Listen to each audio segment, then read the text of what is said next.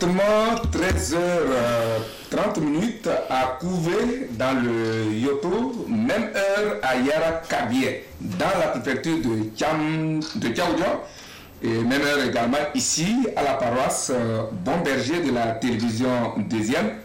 Nous sommes au lundi, au dimanche 21 mai 2023. C'est l'avant-dernière messe de ce mois. C'est donc l'heure de lire notre évangile. La messe sera dite autour de 4 chapitres en une soixantaine de minutes, bien sûr comme d'habitude. Retour sur la visite de Faure et Sonia Gnassingbé à l'Élysée, sur laquelle certains journaux sont revenus. La révision des listes électorales, dont le démarrage effectif a été constaté hier dans la zone numéro 2. Les pluies et leurs dégâts à Lomé et les tensions politiques au Soudan. Des chapitres à égrener, allègrement avec deux invités à gauche dans l'ordre de leur arrivée. C'est Jules Ferry Agbo, il est le président national du mouvement Fort et Grand, également jeune leader en termes de développement depuis 2021. Vous êtes aussi analyste sociopolitique. Merci de nous avoir d'avoir accepté notre invitation. J'espère que le mouvement Fort et Grand, dont vous êtes le chef, se porte bien. Bonjour Monsieur Rick, bonjour chères téléspectatrices et téléspectateurs. Nous allons toujours très bien, super bien. Aujourd'hui, nous devons rendre grâce à Dieu si nous sommes honorés par cette invitation. Je suis présent, donc disons que nous allons très bien. Merci beaucoup. Alors, quelqu'un que nous découvrons pour la première fois sur ce plateau dans cette messe, et ce sera pour toujours désormais.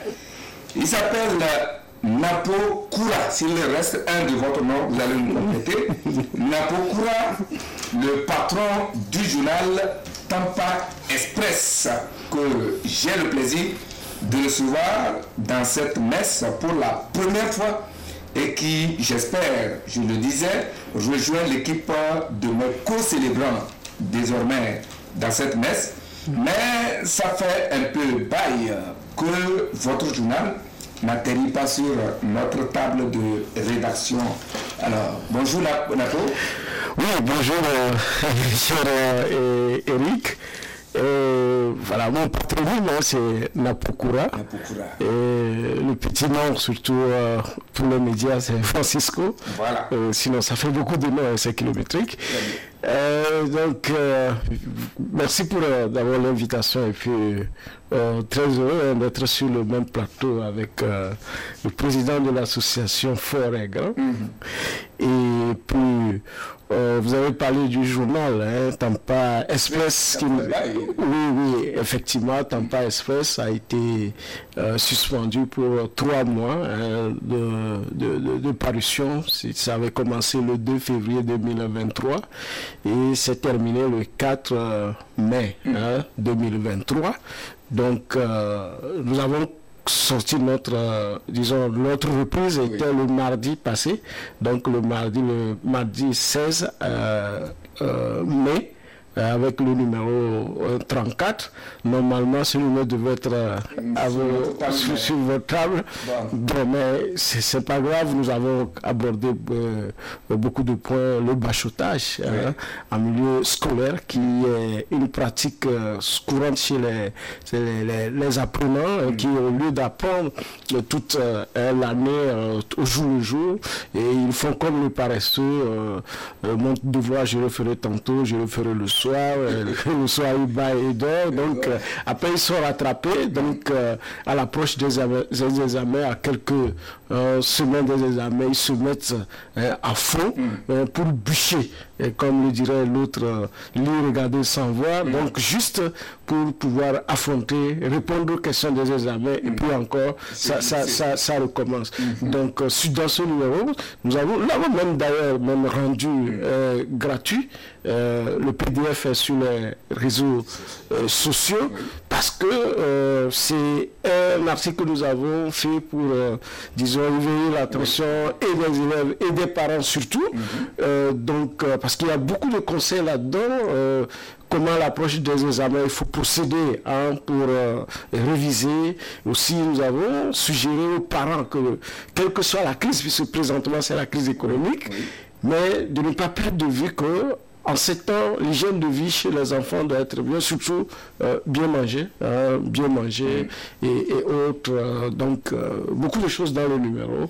Et puis, bon, il y a d'autres articles à découvrir dans le numéro. Ça va être le numéro 34. Le numéro 34. Qui est sorti le mardi 16 mai, à chercher. C'est sur les réseaux sociaux. Même sur le site web de Tampa Express, ça fait www.tampaexpress.net.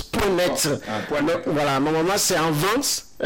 Aussi 500 sur toutes nos parutions sont sur le site en vente, mais pour ce numéro, comme nous l'avons dit, nous l'avons rendu spécialement gratuit. Voilà. Pour le bonheur des élèves, des parents d'élèves et de nous les enseignants. Bien évidemment. Oui, je le disais, mais c'est un Apokura que je redécouvre en fait. On s'est frotté dans les rayons des radios de la partie septentrionale. Je me rappelle ce séminaire que nous avons suivi ensemble de 2 semaines à Sinkassé. Avec un certain Bachir Adapao. En octobre 2005. Voilà. 2005. Et puis, on garde un très bon souvenir. Oui, en bon terme également avec la radio Cosmos. On a organisé beaucoup de choses ensemble, les coproductions. Les coproductions, je me souviens même la dernière fois quand la guerre autour du soja a commencé, nous étions obligés de publier, même si c'est sur le site Tampa Express. Quand nous avions fait la coproduction, je crois que c'était à Sotubois, et chez vous, à Cosmos, qui était titré La culture du soja, une manne pour le paysan. Et ça, c'était, je crois, en 2009 qu'on l'avait fait. Mais le temps nous a donné raison qu'effectivement, le soja est devenu soja. Donc, voilà. Et après, on a fait beaucoup de séminaires ensemble, que ce soit à Noche. Voilà. C'est dans le cadre, effectivement, du réseau des radios rurales du Togo, parrainé par le réseau africain des radios rurales avec Jade Production et Bachir Ba, qui est actuellement en Guinée. Togo, c'est Jacques Doutissourou, qui était le coordonnateur de la FAO. Voilà. Merci, c'est bien de se retrouver après longtemps. Et ça, franchement, c'est rien plaisir. Voilà, c'était la tradition. À présent, la messe, proprement dite. Mais avant la messe, une information où cette parenthèse très essentielle et très indispensable. Élections régionales 2023. Pour le développement de nos régions et l'enracinement de la décentralisation, mobilisons-nous pour la réussite des élections régionales 2023. Participons au processus dans la paix, la stabilité et la concorde nationale. Togoléviens, bâtissons la cité.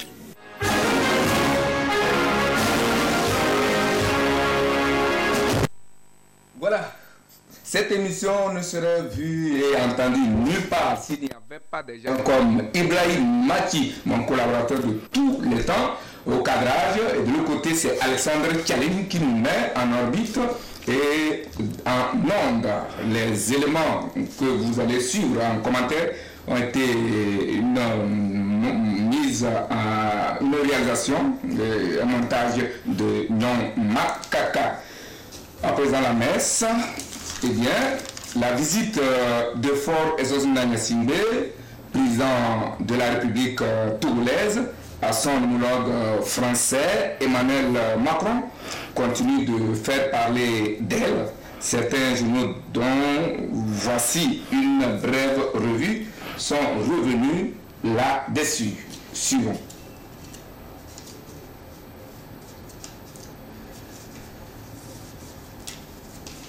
Si la régie nous suit, je disais que la visite de Faure Essominagne-Singbe au président, son homologue français, a encore fait parler d'elle à travers les réseaux sociaux et surtout à travers certains journaux dont je vous propose les commentaires dans cette revue. Reçu à l'Élysée par Macron, Faure prouve aux yeux du monde qu'on doit compter avec lui en Afrique de l'Ouest et sur le continent. Rappel écho du pays, diplomatie. Paris s'accroche à Lomé. Écrit le libéral qui présente cette belle pose de Emmanuel et Faure. Faure, chez Macron, Paris et Lomé renforcent leur coopération. Lit-on dans Nouvelle Opinion. Lomé et Paris ensemble pour la lutte contre les menaces terroristes. Renchérit le médium. La paix et la sécurité étaient les principales préoccupations de Faure Gnassingbé et de Emmanuel Macron, comme le souligne Focus Info. Voilà, très rapidement, ce que les journaux ont encore dit par rapport à ce voyage effectué la semaine passée par le chef de l'État, Faure Essominagne-Singbe, auprès de son homologue français, Emmanuel Macron. Pourquoi une visite comme celle-là doit susciter tant de commentaires? Ça fait 2 semaines qu'on en parle. Oui, c'est tout à fait normal. Tout acte doit susciter des commentaires. Et les commentaires, ce n'est pas pour nous, mais c'est pour permettre d'améliorer ce qui se fait. Et donc, cette visite, en 7 ans, c'est tout à fait normal que ça suscite beaucoup de questions et que ça fasse couler l'encre comme on l'a vu. Et vous savez que lorsque un chef d'État africain veut se rendre chez son homologue européen ou le contraire, et vraiment c'est pour même celui qui sera reçu et son entourage, peut-être la personne même ne s'exprime pas en tant que telle, mais c'est son entourage qui, n'est-ce pas, suscite beaucoup d'engouement, comme si cette visite allait balayer du revers de la main la souffrance des peuples. Et donc, quand on voit avec tout ce qui se passe en Afrique, les histoires de terrorisme en Afrique, et on voit également Faure Gnassingbé dans sa posture je ne sais pas si je peux le dire ainsi, puisque ça c'est le professeur Danoué qui l'avait écrit, il y a devant le diplomate ou le pyromane, je ne sais pas si c'est dans la même posture, parce que quand on voit des coïncidences des événements, je crois la veille du le 27 avril, à l'occasion du 27 avril, le chef de l'État Faure Gnassingbé s'est adressé à la nation, pas sur TV2, mais sur le New York TV, et a parlé du terrorisme, a nommément cité des groupes qui menacent le Togo, c'est souvent rare. Et par la suite, il y a quelques médias, même il y a eu des sorties qu'on a prêtées à certains groupes djihadistes qui ont aussi communiqué là-dessus que c'est eux qui attaquent le Togo. Et subitement, avec tout ce qui se passe au moment où il était là-bas, son ministre des Affaires étrangères également faisait le show au niveau du Mali pour dire que bon voilà, c'est nous, ça doit susciter le Mali et la France également en ébullition. Et donc, avec toutes ces coïncidences, et même après le retour du chef de l'État, on a vu qu'il y a eu un mouvement, disons, de banditisme au niveau de Saint-Candouri. C'est-à-dire entre entre, c'est-à-dire la frontière côté Burkina et Bitou. Voilà. Donc il y a eu des camions qui ont été incendiés. On a senti que dedans, il y a beaucoup de camions togolais. Et puis, bon, ceux qui ont relayé les nouvelles sont les Togolais, pas les Burkinabés. Ça, c'est ce qui est extraordinaire. Les Burkinabés ne communiquent pas comme ce que font les Togolais. Donc, quand on voit toutes ces, disons, tous ces événements et toute la communication qui suit, on a l'impression qu'il y a une communication qui légitime l'autre ou des actes. Donc, c'est ça les interrogations. Et puis, la France-Afrique, hein, je peux dire, hein, sinon, quand le chef de l'État est parti, de son retour, on n'a pas eu d'annonce significative par rapport à ce qui a été signé comme contrat en France, comme on le voit lorsque un président américain ou européen sort, on annonce des contrats, on sait qu'il va avec des hommes d'affaires, mais ici c'est des hommes politiques pratiquement qui se sont retrouvés en France. Donc voilà pourquoi ces questions suscitent autant de commentaires chez nous. Le jeune leader, vous avez aussi suivi votre patron disons, notre patron, à nous tous, c'est notre chef d'État, dans ses pas. Il a fait une sortie bien saluée par le monde, hein, du côté de l'Élysée. Alors, qu'est-ce que ça vous dit? Merci, monsieur Eric. Disons, comme on a l'habitude de le dire dans notre culture, l'enfant d'un boss, c'est un boss. Oui. Depuis 2020, où nous avons suivi un peu la crise politique après les élections, je pense qu'il y a certains qui ont précipité leur sortie en disant que le chef de l'État n'a plus de la confiance de l'Élysée. Bon, après cette crise-là, il ne fait que travailler. Et depuis 2021, où il a été reçu, je pense que c'est en 2021, il a été reçu pour la dernière fois. Pour la première fois, hein? Pour la première fois après les élections.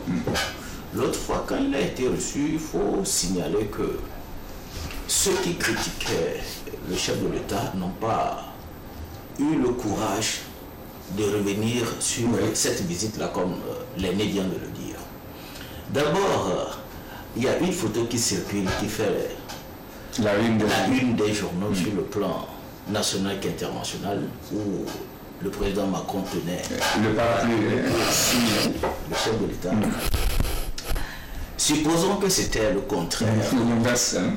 C'était l'inverse. Vous allez voir les gens organiser des conférences de presse pour dire que le chef de l'État est allé là-bas en tant qu'un mendiant et quoi. Maintenant que l'homme a été reçu avec honneur comme les autres chefs de l'État, il faut savoir que l'homme a un père qui a une taille très élevée. Le grand frère avait soulevé quelque chose aujourd'hui, que en Afrique aujourd'hui, même les aînés reconnaissent le talent et la qualité de notre chef de l'État.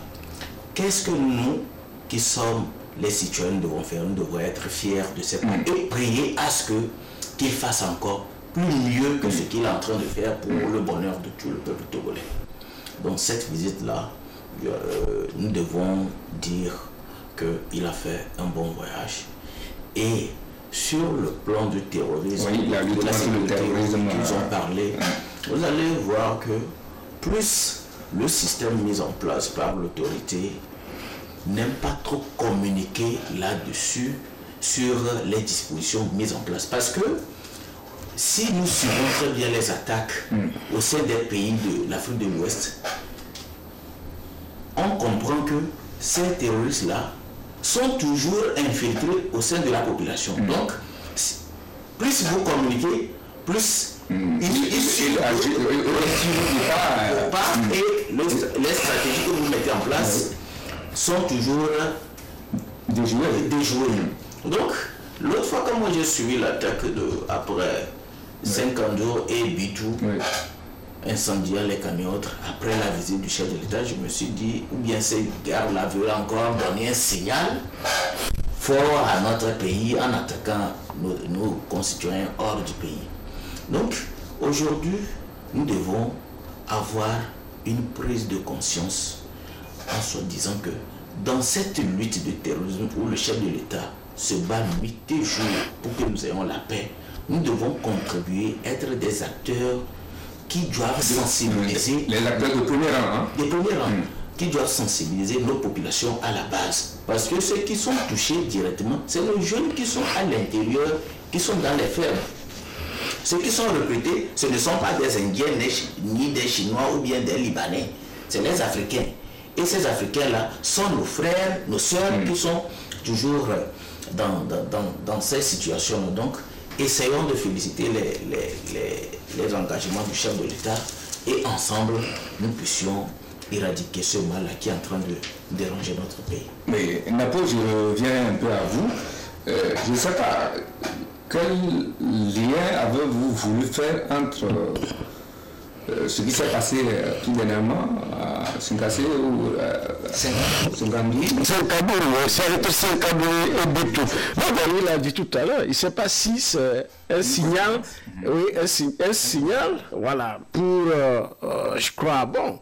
Si on vient de parler du terrorisme aux Élysées, et à peine on revient des dispositions. Voilà. Tout ce que les gens disent, ce que vous avez dit, nous avons entendu, nous sommes aussi. Oui, allez-y.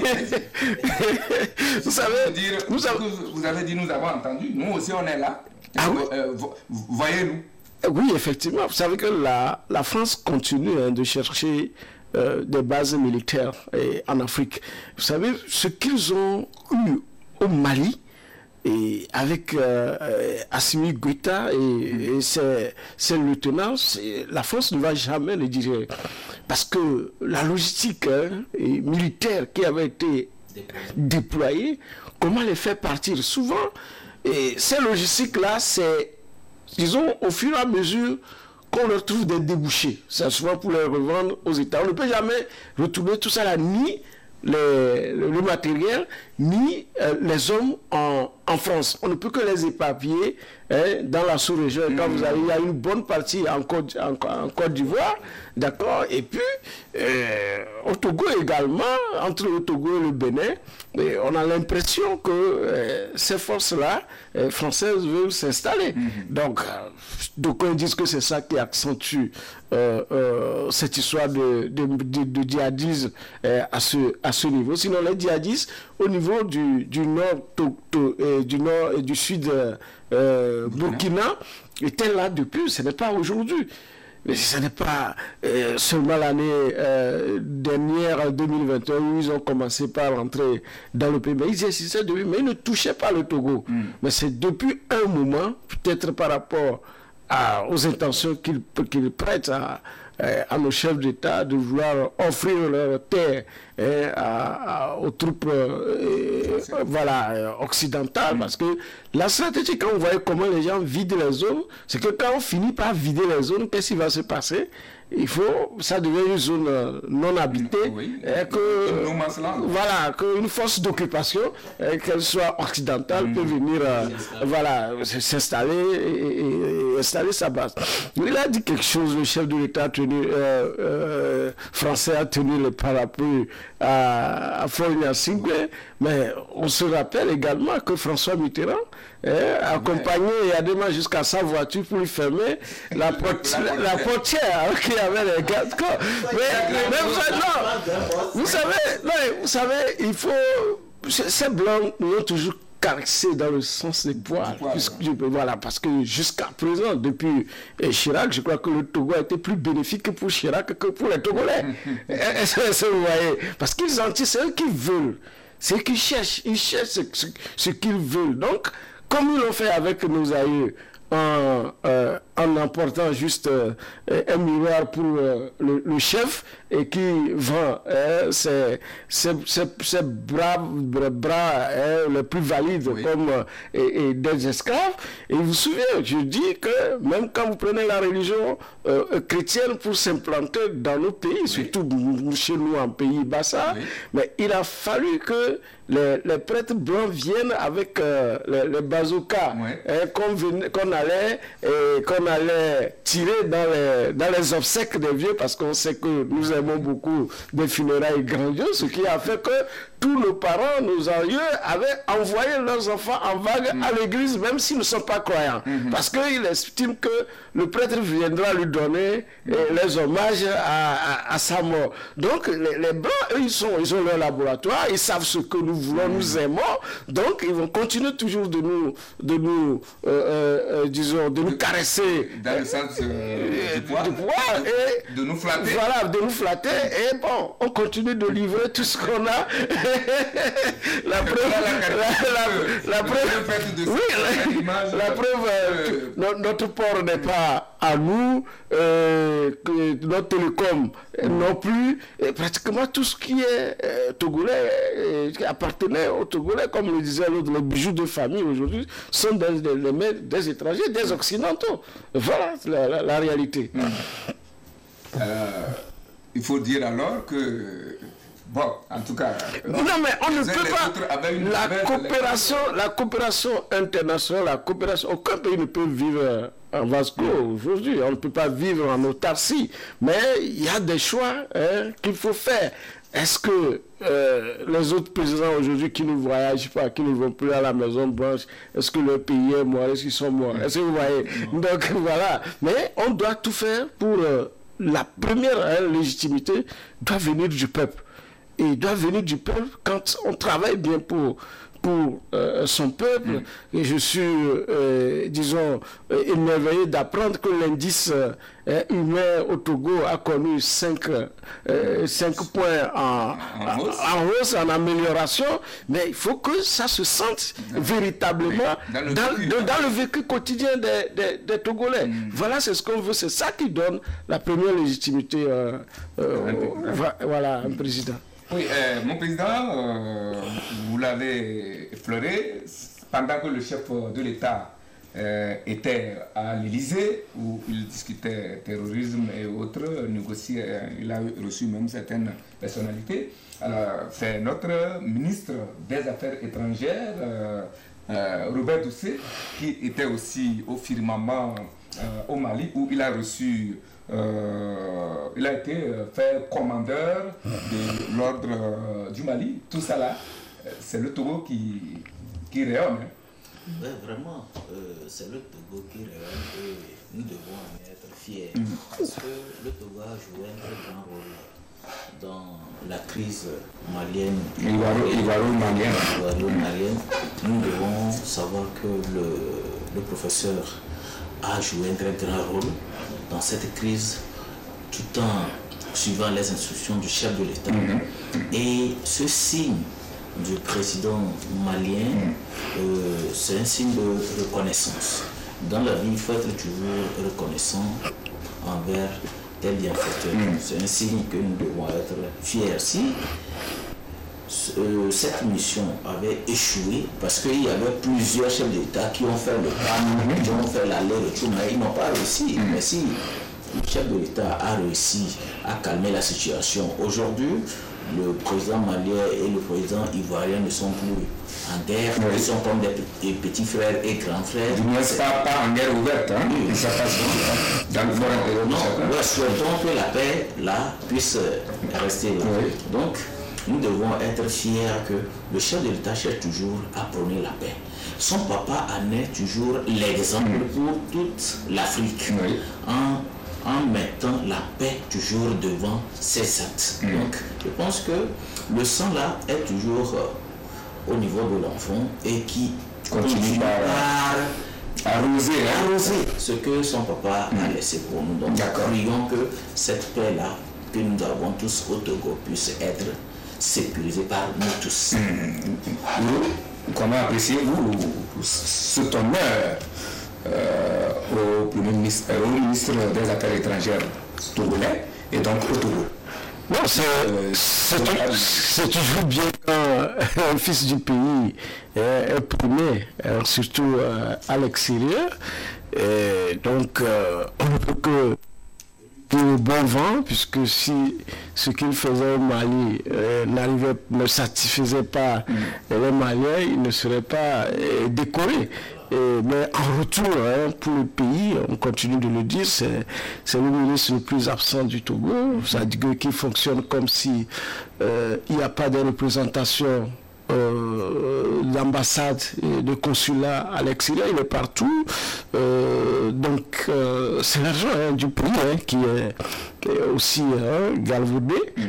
Il faudrait véritablement que notre pays bénéficie d'abord des expériences de ses fils, parce que nous avons aussi cette histoire de terrorisme chez nous au Togo. Nous l'avons même fait un clin d'œil dans Tampa Express numéro 34, où nous avons même proposé des pistes de solutions, s'appuyant toujours sur quelques expériences du général Nassik Douya, qui à l'époque avait construit, fait creuser des tranchées le long de la frontière, même avec des grillages, et même on peut les piéger à des endroits pour que la traversée de la frontière ne soit pas aussi simple, donc avec bien sûr des postes où l'on peut passer sous surveillance.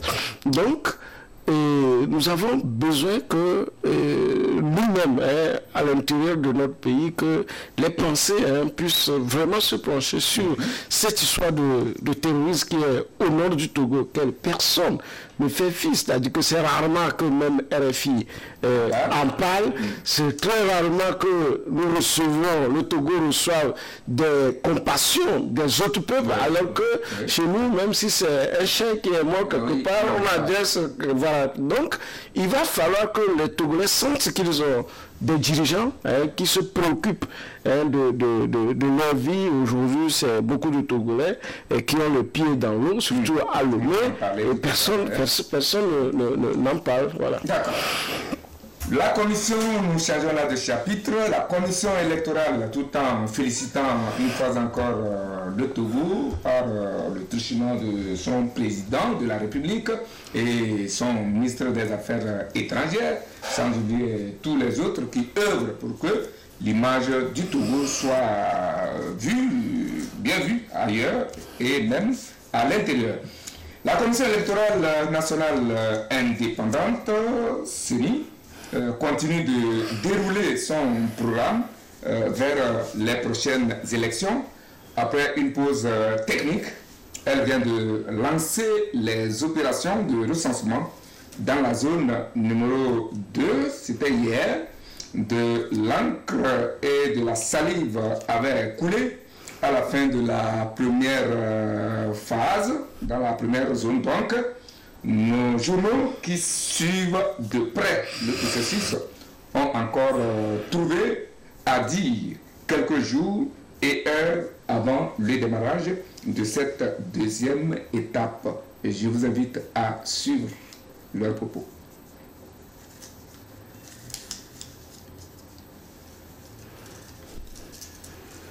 La régie semble pas être sur la même longueur.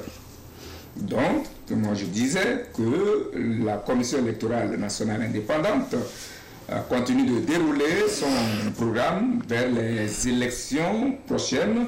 Et après une pause technique, elle vient de lancer les opérations de recensement dans la zone numéro 2 de l'encre, c'était hier, de l'encre et de la salive.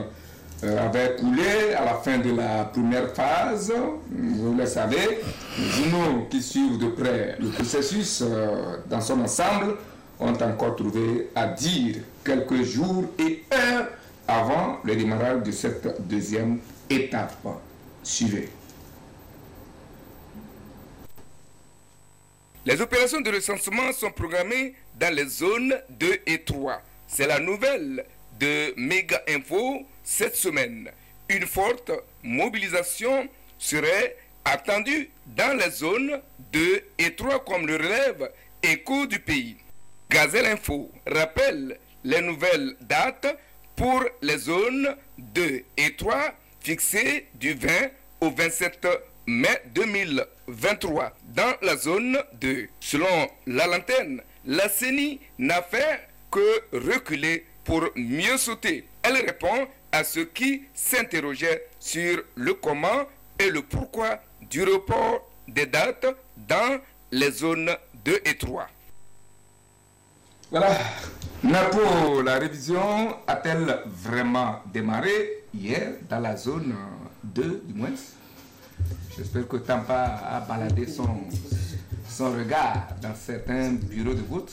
J'ai cru écouter quelque chose, une communication de la CENI qui félicite le chef de l'État, les membres du gouvernement. Parce que c'est leur rôle. Parce que vous savez, il y a une communication qu'il faut maîtriser pour ne pas se mettre en cause. D'accord? Et quand je prends même par rapport au premier sujet, il y a lui quelque part une communication qui dit, et en attendant que finalement la rencontre Faure et Macron n'aura lieu mercredi. En attendant, le chef de l'État va faire et sa délégation vont aller à Londres pour l'intronisation en quelque sorte de Charles. C'est comme si, ça dit que cette communication apparaît comme si la visite du chef de l'État à Macron n'avait pas été calée. Est-ce que vous voyez? Je reprends la même chose tout à l'heure. Lorsque on dit que la CENI, pourquoi? Une commission électorale nationale indépendante qui, disons, remercie le gouvernement et autres. Ça veut dire que quelque part, il y a eu un souci. Ce n'est pas le report qui a eu lieu n'a pas été un simple report. D'accord? Ça veut dire que quelque part, il y a eu de sérieux problèmes à la CENI, puisque même le gouvernement a reconnu, a fait son meilleur culpa à l'issue du Conseil des ministres pour les manquements qui ont eu lieu lors de la première phase et à Lomé. Nous avons eu beaucoup d'informations, mais qui restent à vérifier, puisque aujourd'hui au Togo, quand vous questionnez quelqu'un, même par écrit, comme nous l'exige même la loi, les gens ne daignent pas à vous répondre. Même l'exemple de la Cour des comptes en témoigne, que les gens ne veulent pas rendre compte, ne veulent pas répondre aux interrogations qu'on leur pose. Donc, on a eu des informations que le manque d'encre et de matériel dans les bureaux de vote dans la zone 1, que c'est des choses qui ont été liées carrément au copinage, où des gens sont devenus tous des commerçants, et des personnes, ce que vous avez vu, que même les médias n'ont pas eu à participer à la communication autour du recensement, ce qui est anormal, parce que certains se seraient accaparés des magots pour dire bon, c'est nous qui faisons ça, c'est nous. Donc du coup, les choses n'ont pas été déroulées. Les gens ont fait tellement d'économies qu'ils n'ont pas livré suffisamment du matériel pour les bureaux de vote. C'est ça qui est lié au manque de matériel. Donc si après on les a chauffés et ils veulent caresser le chef de l'État dans le sens des poids, parce que souvent les gens utilisent cette méthode pour disons demander excuse, pour légitimer ce qu'ils font de mal. Bien, vous avez posé la question si Tampa Express a vu le terrain. Voilà, nous étions au goût. Sinon, hier, nous étions partis à Takpamé. Nous sommes revenus aujourd'hui à 11h et être chez vous à 13h, oui, effectivement. Donc, cette fois, pour la zone 2, disons c'est hier que ça a débuté et l'affluence est là. On a l'impression que les Togolais ont compris qu'il faut aller se recenser, ça dit au-delà de l'intention qu'on prête aux Togolais, que ces cartes vont servir aux microfinances, à nos vici et autres. Au-delà, il faut comprendre que les Togolais ont un peu humorisé leur déception d'aller aux élections non transparentes depuis des années, et donc on positivait cette façon que nous tous, nous allons avoir notre carte d'électeur, on ira voter tant que l'élection existe, puisque ce n'est pas la seule voie aujourd'hui qui est donnée aux Togolais de s'exprimer. D'accord? Donc, les gens étaient massivement dans les bureaux de vote, les bureaux de recensement. Qui deviendront les bureaux de vote. Voilà, donc ce que nous avons observé, c'est que sont liées à la lenteur. C'est-à-dire dans les saisies, bien sûr, les gens sont un peu plus rodés, mais le problème, c'est les machines. Les machines qui sont mises à la disposition des agents. Les machines sont tellement lentes. Il y a tellement de lenteur qui fait que cela occasionne beaucoup de queues devant les bureaux de... Sinon, les gens, tout le monde pratiquement veut avoir sa carte de résident. Je me demande le nombre de jours que la CENI donne pour le recensement. Je me demande si ça suffira. Parce que quand nous allons revenir à Lomé, il y aura plus d'1 million de personnes à recenser encore. Donc, il va falloir que véritablement le gouvernement, comme il a pu le faire, en donnant des instructions fermes à la CENI depuis les manquements de la première zone, que le gouvernement mette les gendarmes derrière pour que le matériel soit véritablement déployé et que les Togolais soient massivement recensés. Voilà. Voilà. Jules, vous aussi, vous avez fait le même exercice, j'espère, en tant que président national du mouvement Fort Aigle. Monsieur Eric, nous devons toutefois, avec la franchise, dire que les Togolais ont compris maintenant que la seule voie pour pouvoir atteindre l'objectif démocratique, c'est les urnes. Et comme par le passé, certains ont été manipulés en soi disant de ne pas aller faire la carte d'électeur, aujourd'hui, avec nos sensibilisations, notre engagement sur le terrain dans la mobilisation des populations, les gens sont sortis beaucoup, surtout dans la zone numéro 1, qui a été la plus grande zone, j'allais dire. Il reste encore des milliers de personnes qui veulent. Ce n'est pas qu'ils sont forcés, eux-mêmes ils veulent leur carte. Si aujourd'hui on revient, même on donne une semaine pour la zone numéro 1, ça va encore rester des gens qui veulent. Donc, lié aux manquements qui ont été constatés, je pense que les choses vont rentrer en ordre. Ce sont des responsables.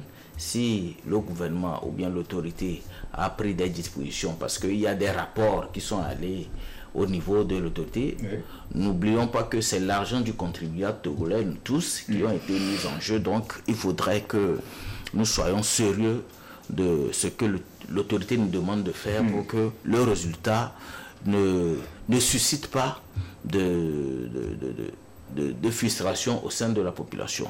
Donc, dans la zone numéro 2, aujourd'hui, ça a commencé hier.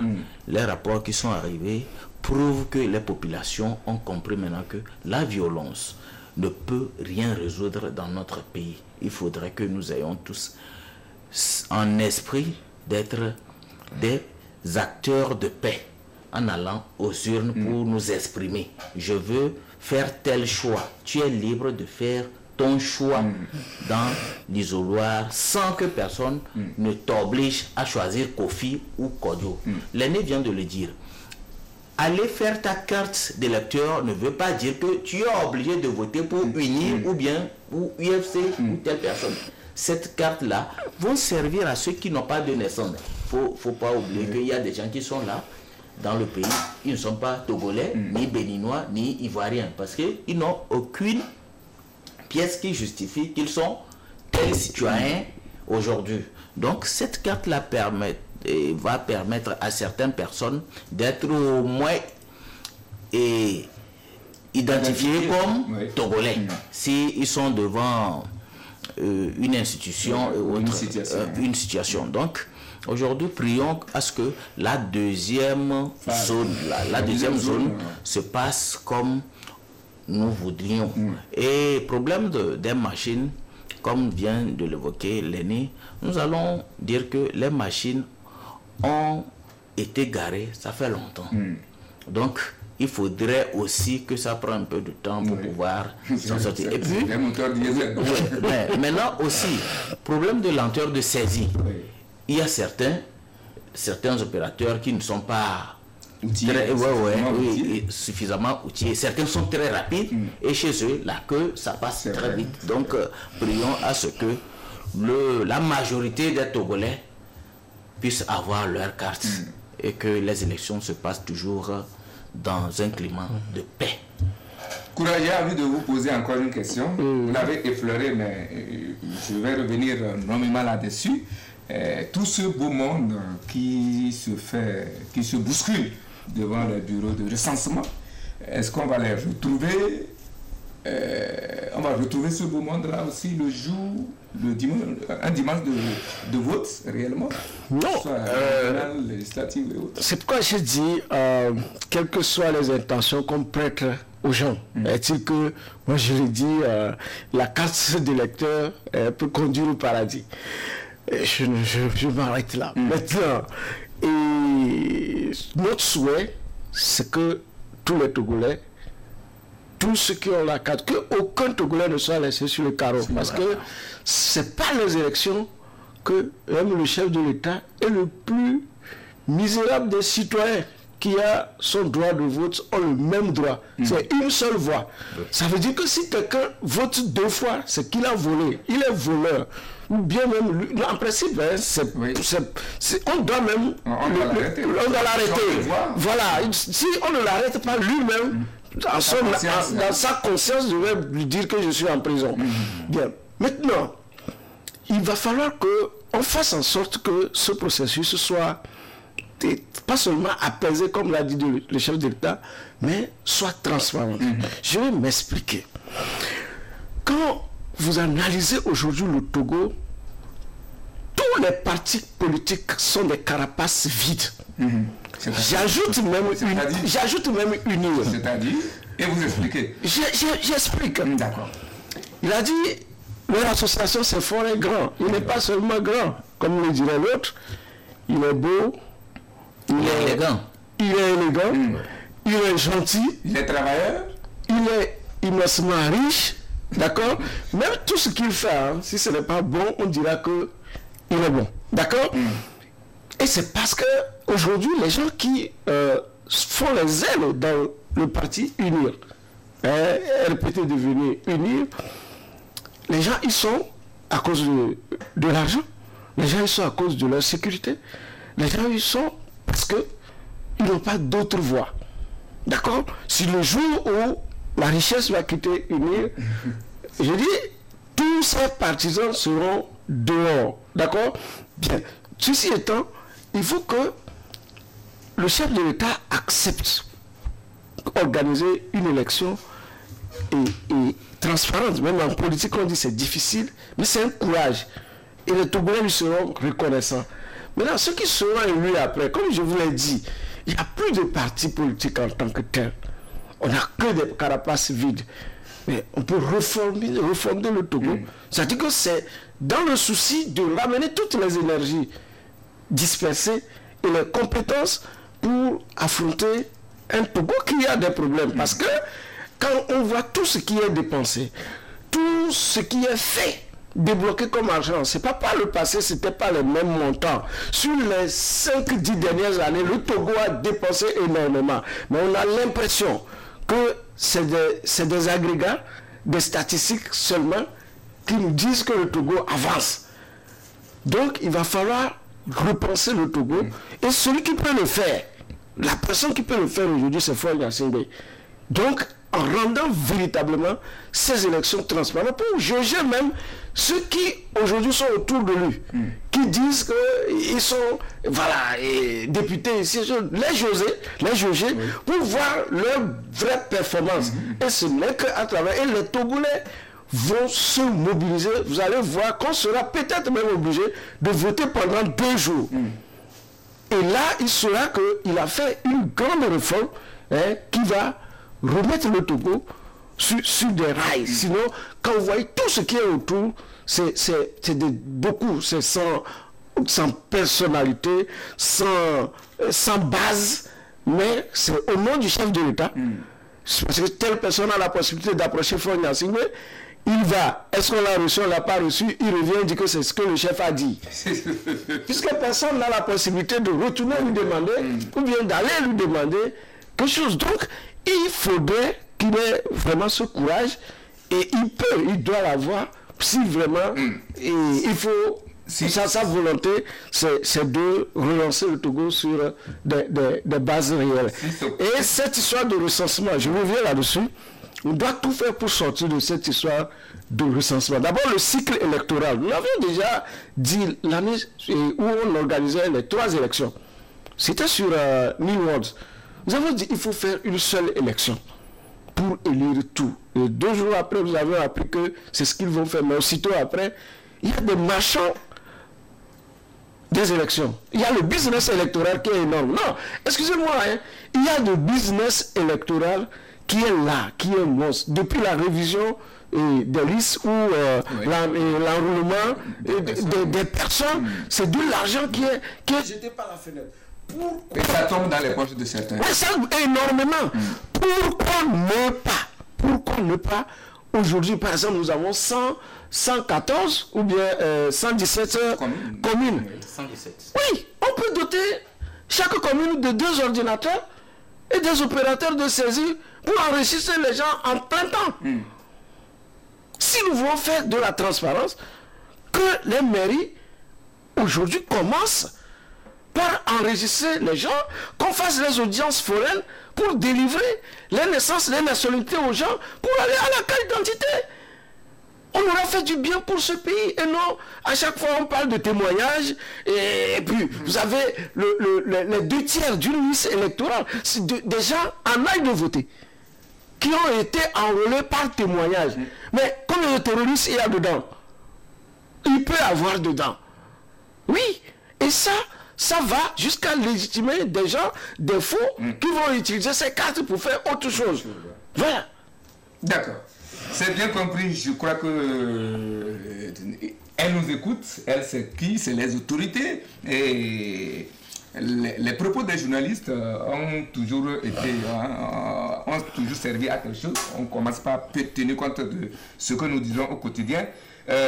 Nous parlons de la mobilisation. Chez Gilles, alors, je ne sais pas, le temps nous poursuit, mais je voulais vous poser la même question sur laquelle s'est prononcé Oura. Mais je vais plutôt m'intéresser aux partis politiques. On sent véritablement que le processus est déclenché. C'est vrai, même si on ne connaît pas encore les dates des élections, les régionales, les législatives, on connaît l'année, mais on ne connaît pas les dates. Alors, lorsque on va s'arrêter, les journées prévues vont s'arrêter, après il y aura des gens qui auront 18 ans. Après, quand on aura arrêté le recensement, des gens auront 18 ans après. Alors, comment ça va se passer? Est-ce qu'on va revenir pour eux? Non, on ne peut plus revenir pour eux. Non, on ne peut plus revenir pour eux.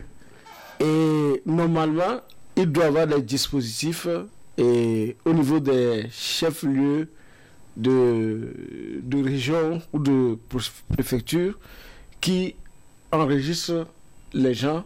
Même je crois qu'à la CENI, cette disposition normale a toujours existé pour enrôler, puisqu'il y aura du temps entre le recensement et les 2 élections. Les autres ne peuvent pas rester sur le carreau. Il doit y avoir un dispositif. Et il ne faut même pas leur prêter l'intention que donc pour ces gens-là, c'est fort clos. Aujourd'hui même, avec les élèves qui sont en terminale, beaucoup même n'auront même pas le temps d'aller se faire enrôler. Peut-être c'est après leurs examens qu'ils vont vouloir aller s'enrôler. Il faut qu'on leur donne l'occasion de s'exprimer. Et la CENI, si elle n'a pas pris cette disposition, doit y penser. C'est-à-dire que nous n'avons plus besoin de penser négatif. On doit aller de l'avant. Si nous ne l'avons pas prévu, donc, je ne vous ai pas coupé, mais c'est qu'on ne puisse pas prêter des mauvaises idées à la CENI pour dire que non, parce que les gens n'avaient pas dit, ils n'ont pas eu tort. Ils ont raison parce que c'est à la date qu'ils sont nés. Voilà. D'accord. Oui. Jules, tu veux tout prononcer? Oui, parce que même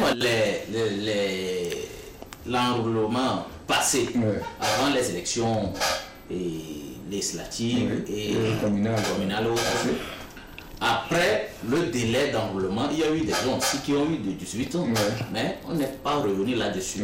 Ça, c'est une proposition.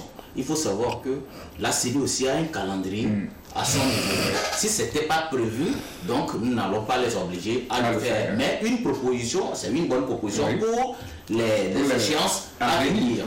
Pour ceci, nous n'allons pas mettre dans la tête des gens que la CENI peut organiser encore des prolongations interminables.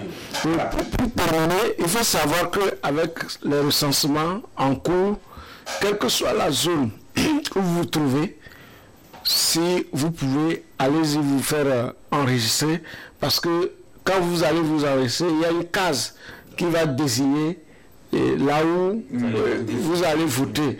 Donc que les gens ne se disent pas, par exemple les commerçants, ceux qui sont en déplacement permanent, pensent que s'ils ne sont pas, par exemple, voilà, chez eux à Gomegozou, ils ne peuvent pas se faire enrôler, même si vous êtes à Pogno, c'est au Togo, ou à Djankase, vous pouvez vous faire enregistrer. L'essentiel est qu'il y a le bureau d'enregistrement là-bas, on va cocher que c'est à Lomé vous allez voter, ou c'est à Banaka. Décision valait la peine. Et vous l'avez faite.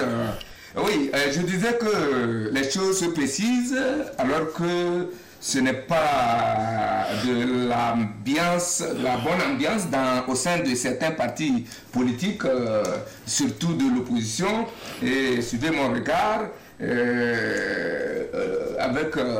vous avez appris ce qui se passe à l'UFC ces derniers jours. L'UFC, un congrès, une partie de l'UFC qui aurait convoqué un congrès, n'est-ce pas? Et puis, il paraît qu'il y a une partie qui, on dirait qu'il y a 2 UFC au sein de l'UFC, je ne sais pas. Est-ce que ça, c'est bon? C'est le moment de jouer à cela alors que l'on se prépare sereinement pour les élections. Monsieur Eric, vous devez savoir qu'à chaque veille des élections, il y a toujours de la comédie au sein de la tropique. Il y a toujours de la comédie. Il y a depuis 2020 jusqu'à ce jour, après les élections présidentielles, combien de partis politiques vous avez vu sur le terrain en train d'approcher leur population, mener une action de sensibilisation ou bien apporter un plus? Non, c'est à la veille de ce processus électoral que les gens se bousculent, comme le grand frère vient de le dire. Aujourd'hui, ce sont tous divisés, ceux qui doivent être exclus sont exclus, ceux qui veulent créer d'autres partis politiques. Donc, en face aujourd'hui, seul le grand parti, Union pour la République, est stable. Et sur le terrain aujourd'hui, si nous allons dire la vérité, à l'intérieur, au démarrage, vous allez voir toujours nos aînés cadres sur le terrain en train de faire la mobilisation. Au moment où ceux qui prétendent ce week-end, les femmes unies étaient quelque part. Hier même, le ministre était dans le goût avec madame le maire de Datapami.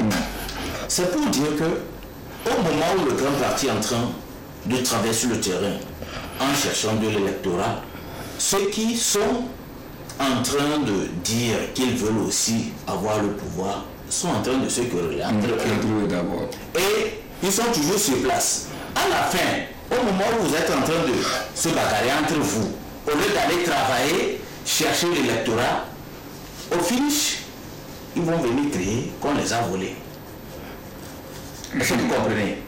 Le moment où nous sommes aujourd'hui, toute l'opposition est divisée, comme l'ennemi vient de le dire. C'est divisé. Il n'y a plus de l'opposition en tant que telle. C'est rien que de noms qui existent. Donc il n'y a que des oppositions. Alors il y a des oppositions et non d'opposition. Il faudrait que les gens se ressaisissent et qu'ils travaillent ensemble dans l'amour. Ne cherchons pas juste une place en vouloir mettre les bâtons dans les roues de X ou Y et ça revient encore dans l'autre camp. Donc tout ce qui se passe dans ce moment si difficile, il faudrait que les gens se ressaisissent. Je voudrais écouter Napo Koura là-dessus. sur ce film, je pense que je peux... ce film de western. Oui, moi je me suis déjà prononcé. J'ai dit que tous les partis politiques au Togo, et je n'exclus pas le grand parti dont il fait allusion, parce qu'il faut rentrer dedans, dans toutes les cellules du pays, pour comprendre le problème qu'il y a dans ce parti. Et je dis que c'est la personne de Faure, Gnassingbé, qui maintient ce parti-là. Mais je peux dire qu'à la l'allure où les choses, ça risque de déborder également. Bien, maintenant, et le Togo, je dis, son opposition ou ses oppositions se sont tellement opposés à l'interne, ils ont été utilisés les uns contre les autres, et aujourd'hui les membres, surtout les membres du bureau, ceux qui sont souvent proches, ou bien qui se rapprochent des présidents, ont senti ce que gagnaient les présidents en étant toujours dans les accords, dans les négociations et autres. Donc aujourd'hui, que ce soit, vous avez vu même au niveau des médias, c'est comment la presse s'est propagée, et il y a eu des sécessions de rédactions qui sont parties de gauche à droite. C'est aussi par rapport à ça. Il y a l'orgueil. Il y a l'orgueil et il y a aussi la partie pécuniaire où quelqu'un n'a pas donné à l'autre. Donc les gens sont partis de gauche à droite. Donc c'est la même chose au niveau des partis politiques depuis des années. Donc oui, c'est ça, c'est pourquoi c'est difficile pour l'opposition togolaise, c'est-à-dire les partis politiques de l'opposition, de s'asseoir ensemble pour s'entendre et affronter le parti unique. Le parti au pouvoir, et RPT unir, si vous voulez, de RPT à unir. Je dis de RPT à unir, parce que c'est plus rentable pour les patrons des partis politiques de négocier directement avec le pouvoir central, avec le Adema ou son fils. Donc du coup, quand quelqu'un aussi voit qu'il est proche de la marmite, et qu'on veut l'écarter, soit il va créer un autre parti politique. Encore qu'aujourd'hui, pour créer un parti politique, même une association, ce n'est pas aussi aisé. Donc, ils préfèrent tout faire pour, n'est-ce pas, prendre la tête du parti. Mais parfois, c'est avec l'aide quand même de l'acteur principal qui fait tout pour dynamiter. Très bien. En tout cas, on observe et on verra à la suite qui fait quoi et qui fera quoi. Et puisque le temps continue par s'écouler, nous allons parler de ce sujet qui fait couler aussi l'encre et la salive. Les pluies que nous appelons de tous nos voeux, toi Napokura et toi ici présent, pour la garantie d'une saison agricole réussie, à peine commence par donner plutôt des soucis aux gens, au point où de simples traces de nuages au ciel créent de l'insomnie, et voire des cauchemars et même des démangeaisons psychologiques. Les cris et les lamentations de certains citoyens sont parvenus à la rédaction de certains de nos journaux que je vous invite à suivre une fois encore. Et on revient. Environnement.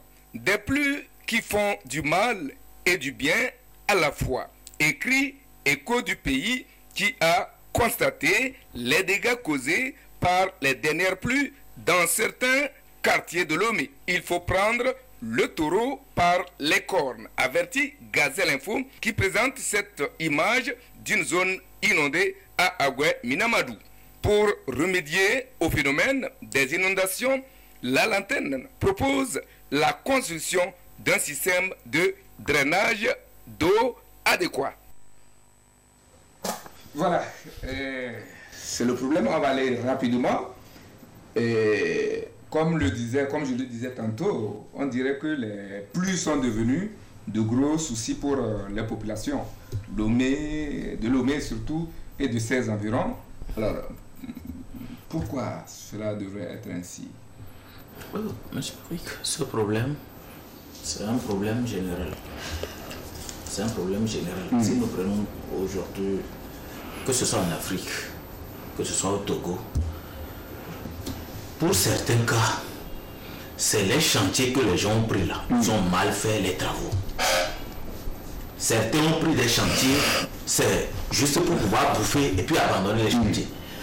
Chez moi à côté là-bas, ils ont creusé des trous abandonnés. C'est quel quartier?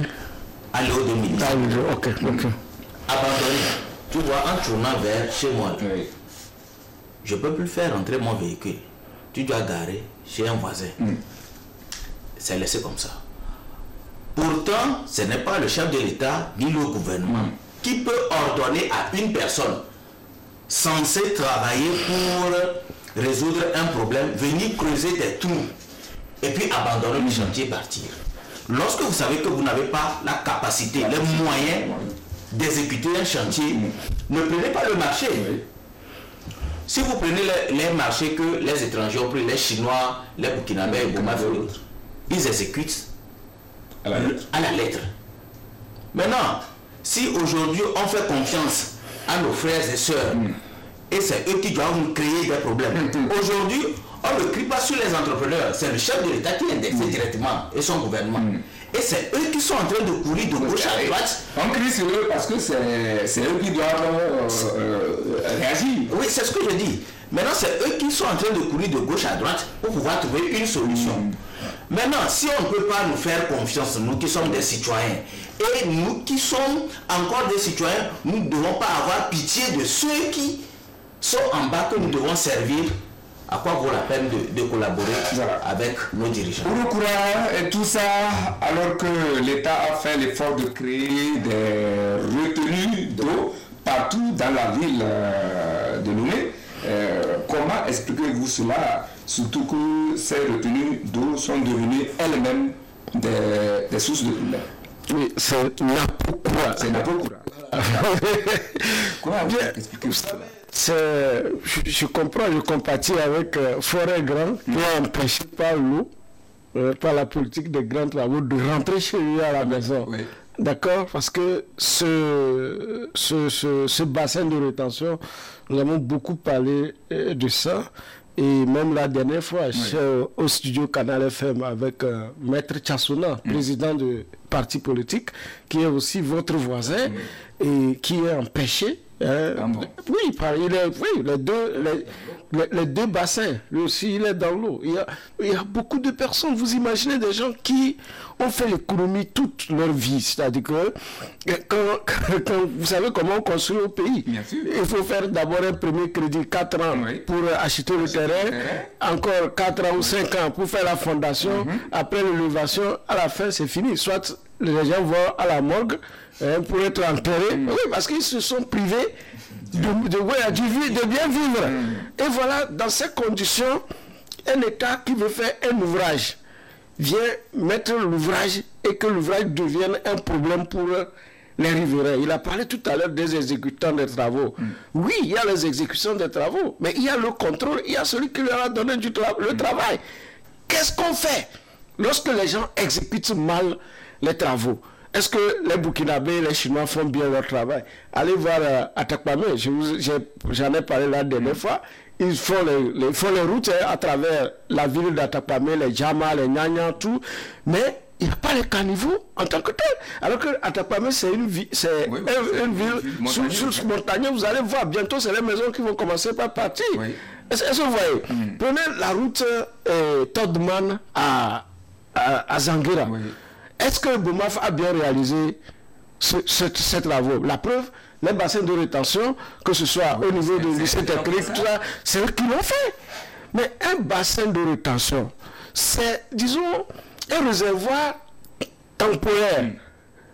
D'abord, c'est que on situe là où on va construire le bassin, c'est la zone de basse altitude. Oui, vers où on peut drainer l'eau. Mais il faut que dans la construction, le principe de construction du bassin de rétention, il faut que la zone soit viabilisée. Est-ce que nous, nos zones, là, sont viabilisées? Puisque pratiquement une grande partie de Lomé n'est pas viabilisée. D'abord, comment on a construit les maisons? Dans tous ces quartiers, sinon dans pratiquement tous les quartiers du Togo, c'est les camions de sable et les pauvres citoyens. Lorsque vous venez pour acheter votre terrain, c'est un sentier qui mène. Et quand on arrive à faire le sentier, après, quand on commence par amener les premiers camions de sable, les deuxièmes, c'est ça qui décampe la route et la route est tracée. Sinon, là, quand on parle de viabilisation, c'est que quelque part, l'État a fait des travaux. On a même parfois à l'intérieur, on fait des rues, on amène l'eau, on amène l'électricité et autres, et on commence par vendre les terrains. Donc la zone est viabilisée. Donc pendant ce temps, l'État même a déjà choisi où faire cet ouvrage, où réserver choses. Sinon, les bassins de rétention ne sont pas des mauvaises choses. Ailleurs, lorsque le terrain est viabilisé, lorsqu'on a prévu que c'est un endroit temporaire pour recueillir l'eau, mais tout ça là, avant de construire, il faut dimensionner. Il faut voir est-ce que quelle quantité d'eau va arriver pour recueillir, et c'est par rapport à ça qu'on construit les bassins. Et chez vous, ça fait 2 bassins. Au 2 Lions, c'est 2 bassins. Lorsqu'on arrive jusqu'à 2 bassins débordés, c'est qu'on a mal réalisé les travaux, les ouvrages. Et donc, ces travaux, comme l'a dit un journal, il faut drainer. Nous, on n'est pas des techniciens, mais on consulte des techniciens qui sont même autour ou sont dans le système gouvernemental. C'est ça qui est extraordinaire. C'est-à-dire qu'on a de l'intelligence. Qui sait que ce qu'on est en train de faire ne va pas se réaliser, mais il n'a pas la voix pour le dire. Parce que ce que le président fondateur a dit, c'est sa parole qui prime. Je ne sais pas si vous voyez. Donc, du coup, on n'a pas fait les canalisations pour maintenant drainer les eaux de façon naturelle. Je ne dis pas le pompage. Vous, le pompage, on va continuer de pomper l'eau jusqu'à quand? Mais il y a la machine qu'il faut renouveler. Il y a le carburant. Mais jusqu'à quand? Donc, on doit pouvoir dégager des budgets conséquents, d'accord, des budgets conséquents pour faire les drainages d'eau. Bien avant les drainages d'eau, en amont et en aval, comme les gens... Ces eaux-là peuvent même servir pour l'agriculture. Mais justement, ces eaux servent pour l'agriculture, ces eaux servent pour les sapeurs-pompiers, beaucoup de choses. Mais ici, on a l'impression qu'on a envoyé l'eau là-bas, comme on dit maintenant, c'est les pompages. Imaginez, les 2 bassins de Lyon. De Lyon, c'est pompage. Mais les nouveaux bassins, de Adidogobé. Là aussi, on dit que Eboma va mettre un système de pompage là-bas bientôt. Vous voyez de l'argent qu'on gaspille, alors qu'on pouvait, avant de faire ces goudrons-là, faire vraiment les choses, l'assainissement. Même les caniveaux qui débordent. Oui, l'assainissement. Là aussi, moi je dis que nous, les Togolais sont trop passifs. Ça, il faut porter plainte contre l'entreprise qui a exécuté les travaux. On nous dira que, bon, les tribunaux, parfois quand vous déposez les plaintes, on rejette, on dit que c'est irrecevable. Mais il faut quand même tenter. Il faut déposer plainte contre les entreprises qui ont réalisé les travaux. Je sais chez vous à Mina et choses à 2 Lions, les gens font mettre Chassona et autres, les voisins, vous avez un comité qui est allé rencontrer même les autorités. Et une autorité promet qu'on va résoudre le problème avant la saison des pluies. Et c'est intact. Non, c'est-à-dire qu'il y a une mauvaise volonté, mais heureusement que ce n'est pas seulement les pauvres que ça attaque. Si ça attaque déjà les gens qui sont forts et grands. D'accord. En tout cas, on ne peut pas se réjouir du malheur de quelqu'un. Écoutez, quand vous prenez... Est-ce que vous êtes... on dit... Parce que le langage des gens, parfois, c'est qu'on a dit aux gens de ne pas construire dans les zones inondables. Bien sûr, l'État laisse faire. Mais il y a des autres qui n'étaient pas inondables, qui sont devenus inondables. On a construit le marché Hedjiranahoui. Moi, j'allais à Hedjiranahoui depuis 2 années, il n'y avait pas d'inondation. C'est tout dernièrement, on est venu ériger un bassin d'irrigation, un bassin orageux, c'est-à-dire sur l'esplanade du marché de Hedjiranahoui. Mais la dernière pluie, si vous avez traversé Novici, vers feu rouge novice, j'ai dit que la cité millénium qui est là-bas n'est pas épargnée demain. Est-ce que vous voyez, je vous dis que heureusement que ça commence par reprendre les autorités comme vous. Donc, la cité millénium n'est pas parce que la dernière fois la pluie était arrivée à un niveau. Et là aussi, un bassin de rétention et derrière quelque part là-bas. Suivez mon regard. En tout cas, c'est un thème qu'on ne peut pas débattre même en 2 heures. C'est préoccupant. Mais il faut mais là, ça se résume à un problème d'urbanisme. Non, l'urbanisation, comme on a dit, la viabilisation. Sinon, normalement, autour de ces bassins, c'est la vie. On devait avoir des espaces verts et autres. Mais les solutions sont là. Les solutions, c'est d'abord disons, rélargir la lagune de baie, qu'on puisse quitter Boka pour aller à l'autre bout de baie, même avec les petits bateaux. Et on peut drainer les eaux, sinon c'est inadmissible que Badago soit une zone inondable qui est de choses. Maintenant, il y a ce qu'on appelle le bassin de Zio. Bien sûr, aujourd'hui, quand vous passez, vous voyez que le bassin de Zio là, c'est déjà rempli. Mais les gens se posent la question comment on va. Non, c'est des grands travaux. C'est des grands travaux qu'il faut faire. Qu'il faut non seulement draguer, il faut construire un fleuve artificiel ou un lac artificiel qui va servir à faire même l'apiculture. Mais justement, je dis qu'on aura suffisamment à manger au Togo. On va rompre avec les importations des tilapias toxiques. Sacré Napokura, merci. Malheureusement, le temps, on a largement débordé sur le temps, mais je crois que ce n'est que partie remise. Vous faites partie désormais donc de la famille des co-officiants de cette messe. Merci à vous pour votre disponibilité. Merci président Jules Ferry du mouvement Fort et Grand. Vous êtes analyste sociopolitique et mon frère et ami Napokura, Francis, c'est Francis. Oui, Francis, Francisco, Franco, tout ce qui est France, c'est moi. Merci pour votre disponibilité. Comme je l'ai dit, je crois que vous serez toujours des nôtres à chaque fois que nous frapperons à votre porte. Je dis un grand merci à l'équipe technique, Nyon Makaka qui a monté les éléments, et Machi Ibrahim au cadrage, Alexandre Tchalim nous a distribué sur vos petits écrans. Moi, c'est Eric Tanandé, l'enfant au commande d'acier, le prince héritier de la Bina Pauta. Celui qui n'obéit qu'à ses désirs ignore la paix de l'âme.